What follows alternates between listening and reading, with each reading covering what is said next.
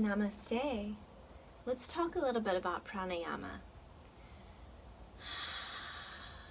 Bringing in prana, energy, life force with the breath. So pranayama does not mean breath, but it means bringing in energy with the breath. And by this point in the training, you've already read about bandhas in the anatomy section.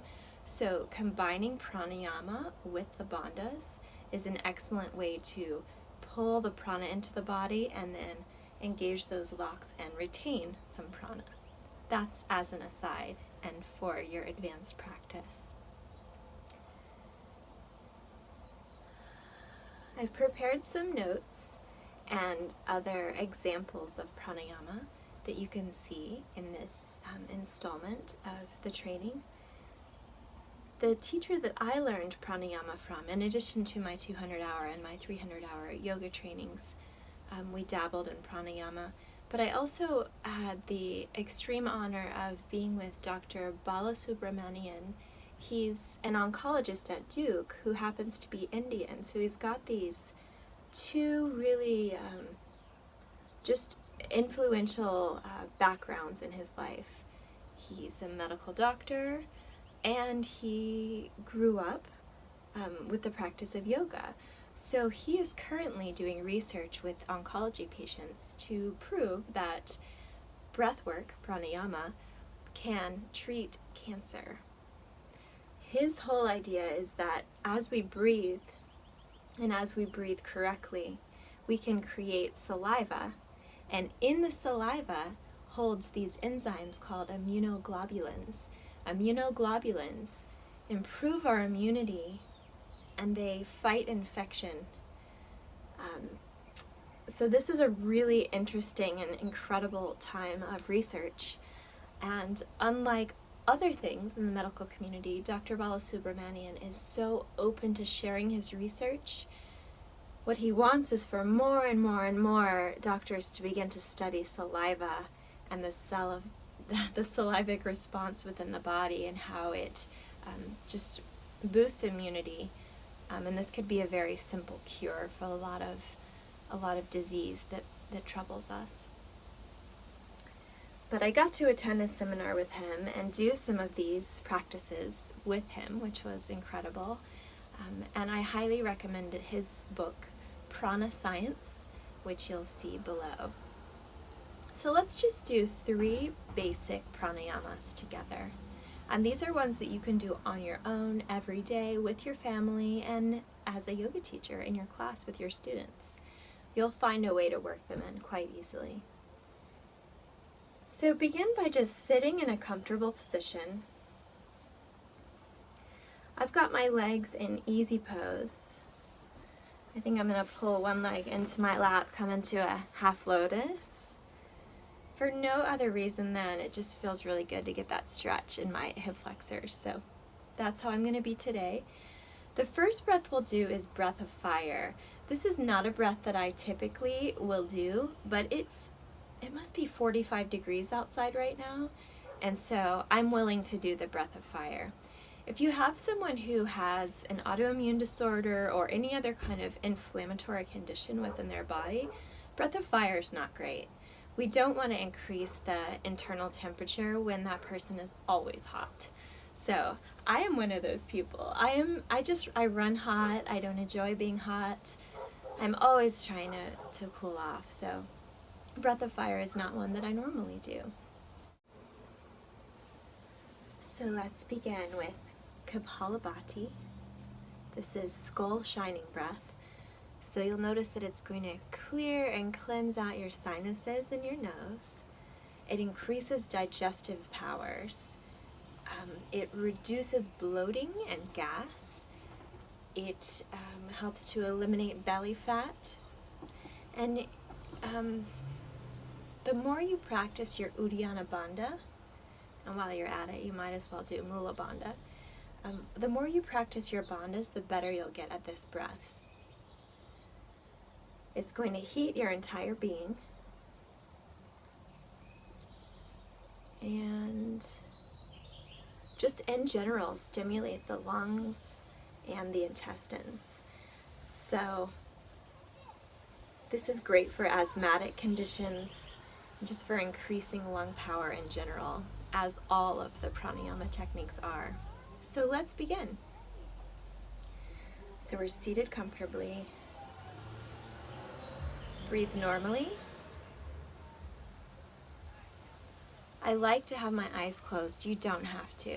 You can have your eyes open but not focused, so more of like a gaze, a soft gaze. Relax your eyelids, relax the muscles behind your eyes, relax your jaw.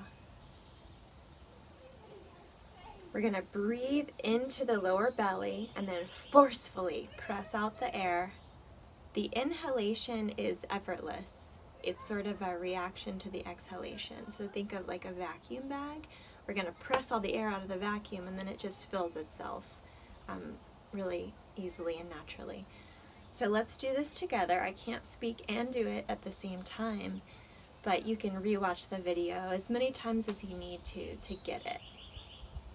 So we'll just do this for 1 minute.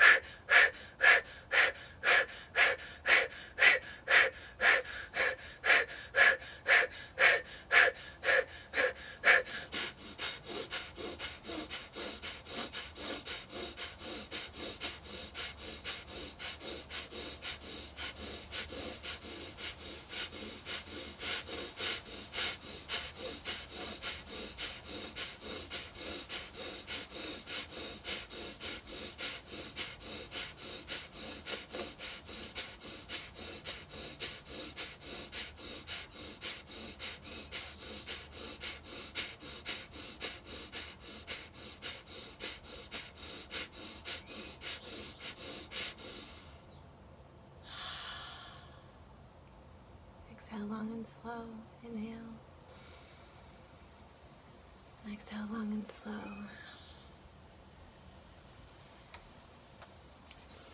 So at the beginning, I started out with Breath of Fire. My bad. They're so similar. So it was sort of an accidental, a magical accident, a happy accident. So the difference, of course, is that the skull shining breath, Kapalabhati, is through the nose. And I realized at about 20 seconds in, like, wait a minute, my sinuses aren't emptying. And then I realized I was breathing through my mouth, which is Breath of Fire, but same motion in the belly. So Kapalabhati, you may have noticed once you started doing it through the nose, did you spray snot everywhere? Then you did it right. So this is one that if you're going to be teaching in a studio, you want to let students know that that's probably going to be happening, and you want to give people their space so that it's not flying everywhere, and then just remind everyone to clean their mats after they leave, which they should be doing anyway, but particularly after a very sweaty class or any kind of excretion. So that's Kapalabhati. Notice how you feel in your body. And just notice. Be that Vijnanamaya witness. Noticing without blaming or judging, without creating a narrative, just noticing. What did that do for me? How do I feel? Because it's so cold outside, I feel great. Like, I feel energized without being overheated. I did not break out in hives from that breath. Maybe a little bit on my wrists, but that's the kind of breath that, for me, if I were in a studio and, you know, let's say it's 70 degrees, moderate temperature for any yoga studio, if we were to do that breath, I would just be like head to toe covered in hives. That's too much heat for me. So you want to really hold that space for your students and realize that not everybody is of the same constitution. So if you haven't already, revisit that Ayurvedic section so that you understand what constitution you are, and so that you have a pretty good handle on the fact that there are other people in the world. And I won't branch into that because it is a passion of mine, but I'll leave that be. So the next breath we'll do is sort of I don't want to say the opposite, but I'll just say that it's the Kapalabhati breath is wonderful for Kapha and for Vata, not as great for Pitta, the hot people. So now let's do a cooling breath, which is really wonderful for people with inflammation, for people who have high blood pressure, for people who get like angry and find themselves hot-headed, or even for people who are pretty cool and relaxed and all that stuff. Everybody gets angry, everybody gets jealous sometimes, everybody feels these hot emotions. So not only if your constitution is hot, but also if you're just dealing with something that's hot. So anger, jealousy, indignance, any of these like hot emotions, this next breath is wonderful to do, and it's good to know. And if you were to teach Kapalabhati in a yoga class, what you would want to do is offer for your students that perhaps they take this cooling breath while the others are doing the heating breath, the skull shining breath. So Sitali, S-I-T-A-L-I, Sitali is where you make your tongue in the shape of a taco. And some of the population can't do this, and some can. It doesn't mean like you're advanced if you can do it. It means that your genetics happen to be able to fold your tongue. So I'll show you 2 ways you can do it. So if you can make the taco tongue, make your taco tongue. It's like a straw. You're going to be drinking in air through the straw of your tongue. But if someone can't do that, which one of my children can do it and the other one can't, if you can't do it, all they have to do is press the tongue up against the the front teeth. So pressing their tongue against the back of their teeth, they're going to inhale. And it gets the same effect. So go ahead and just try it once with the taco tongue, or with the tongue against the teeth, just so that you can see that they feel the same. In both scenarios, are you feeling that rush of cold air down the back of your throat? That's the cooling breath. So we'll do this one for 30 seconds together. And Dr. Balasubramanian says that your neighbor doesn't need to know what's going on with your breath, meaning it doesn't have to be loud. I'm purposefully being sort of loud and projecting towards you so that you just get an idea, plus there's a lot of outside noise happening here. But yeah, you don't need to make noise for an audience, although I do think that if you hear yourself breathing, it helps you let go. So why don't you just take the volume that feels right for you? Okay? So we'll do this together for 30 seconds. We breathe in through the nose, out, we breathe in through the straw of the tongue, out through the nose. Here we go.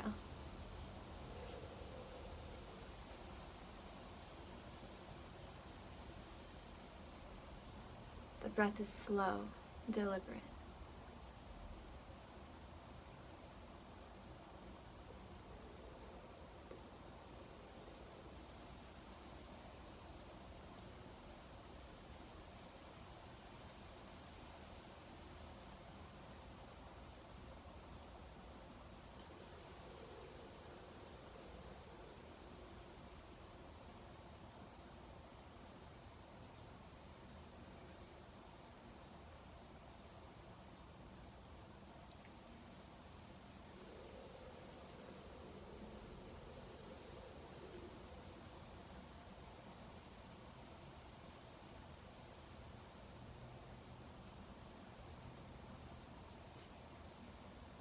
Once you've completed that next breath, simply bring your awareness back to this moment. Bring your breath back to its normal state of being. For me, especially after Kapalabhati, that cooling breath, that Sitali, it just feels so peaceful. I feel so good inside right now. Energized and peaceful, that's a great combination, right? So the next breath we're going to do together, we did Kapalabhati, we did Sitali. I want to end with Nadi Shodhana. Ujjayi breath, of course. If you've ever been to any yoga class, or online or in person, then you've done Ujjayi breath, Ujjayi ocean breath. It's where you constrict the throat upon exhalation so that when you exhale, it sounds like the ocean, or some people say it sounds like Darth Vader, which is a lost reference on some people. So let's do it together. We're going to inhale through the nose, exhale, constricting the throat, exhaling through the mouth. So let's just do one.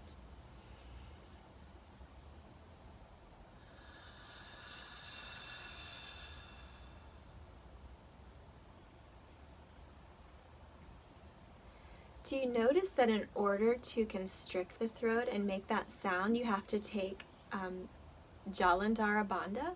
So remember, the Muladhara Bandha is bringing the perineal tissue up and in. Uddiyana Bandha is pulling the belly tissue up and in around the solar plexus.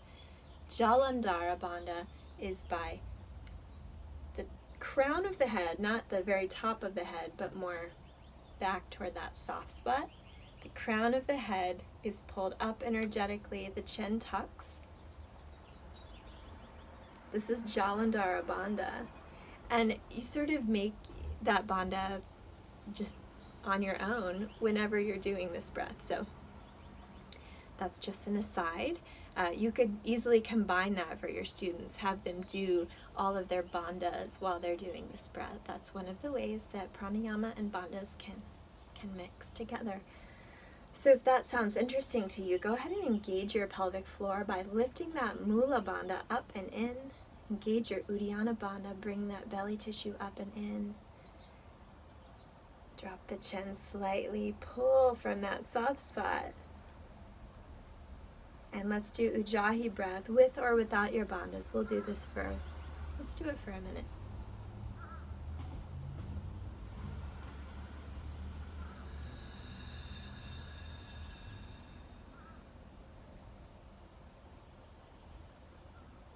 Always allowing your exhalations to be longer and slower than your inhalations.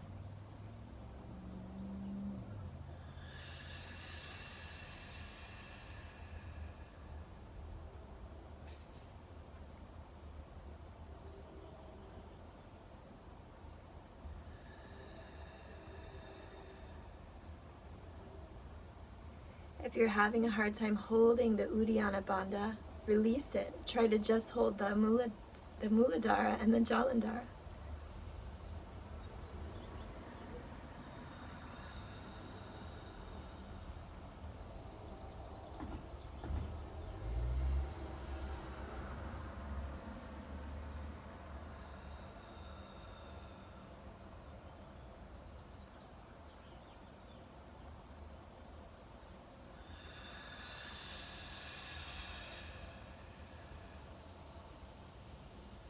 Once more.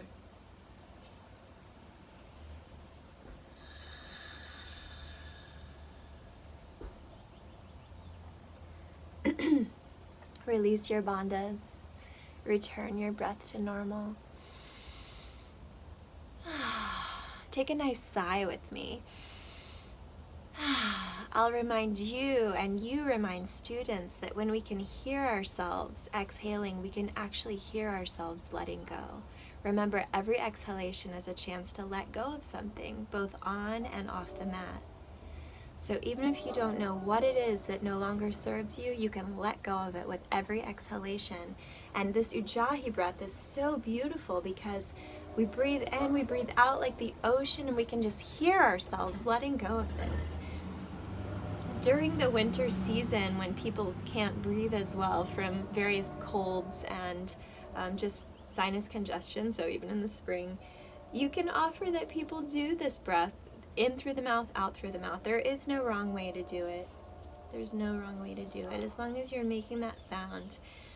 Another additive that you can put into your breath practice is after the inhalation, if you can pause for just a moment, we call that the peak of the breath, and then you exhale, and if you can pause for even longer, maybe 2 moments, at the base of the breath, we call that the valley. So breathing in, pause at the peak, breathing out, pause at the valley. There is so much peace in the valley. You could do a meditation just based on that space of not breathing. And we don't like to say hold your breath, because that has such a negative connotation. But there are only so many breaths we get in a lifetime. So the slower we can breathe, the fewer we can take, we increase the quality of life and the longevity. So now let's do our fourth and final breath together. It's Nadi Shodhana, which is alternate nostril breathing. I believe in India there's a very specific nostril that you start with, and I'm not even going to say it because I don't think it matters in this day and age, and so I just don't think it's that important.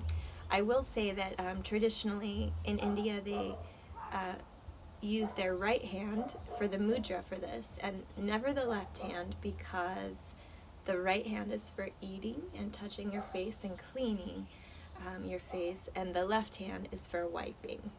So it's just more of a sign of respect, because obviously that doesn't really translate in our society or in our culture, but it's a sign of respect to the wisdom, art, and science of yoga to use the right hand for the mudras as we touch the nose.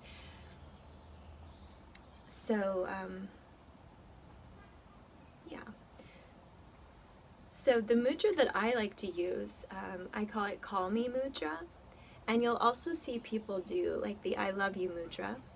I only know these names. I'm not a mudra expert. You'll have to study these mudras on your own to know what they're actually called. This could also be the Wolfpack Mudra. I live in Raleigh, North Carolina.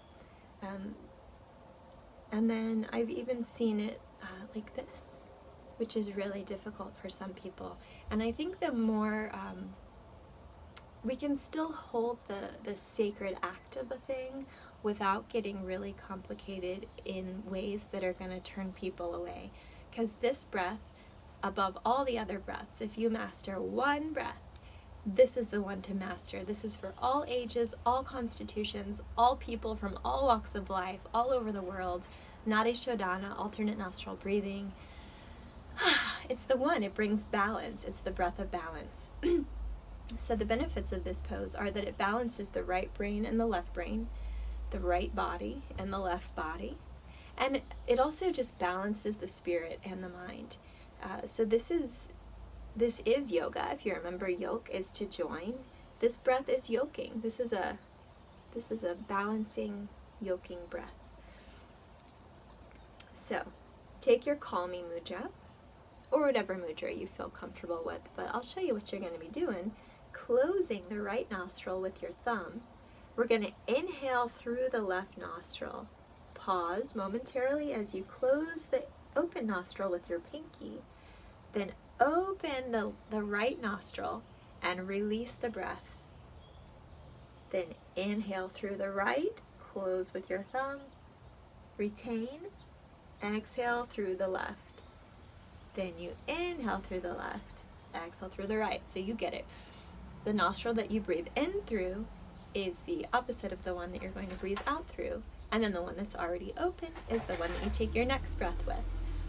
It's so wordy. It can get really heady. Let's just do it instead of talking about it. So let's do this for 1 minute together. Nadi Shodhana, alternate nostril breathing, the balancing technique. Call me. Call me.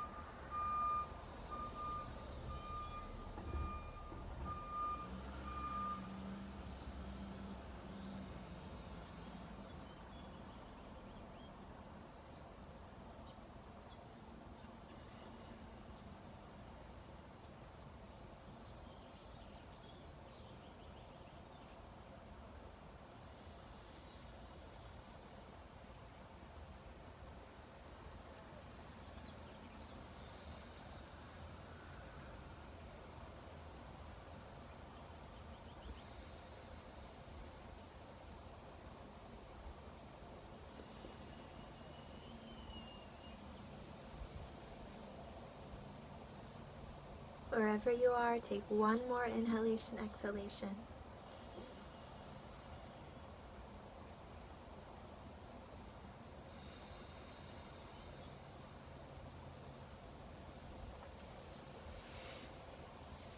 An alternate version of this alternate nostril breathing is to, once you introduce it to students how to do it, then you can invite them to try it without touching their nose. So just imagine that you're breathing in through the right, retaining, breathing out through the left, breathing in through the left, retaining, breathing out through the right. This way it allows them to do it in front of people without everyone knowing what they're doing. Not everyone lives in a supportive environment and community or even household. So we want to really just remove all the obstacles that keep people from taking great care of themselves. So if people can do it just in their imagination, it still works. Breathing in through the right, breathing out through the left, in through the left, out through the right. I hope you've enjoyed our little pranayama time together. I have. And yeah, I look forward to seeing you again in the next video. Namaste.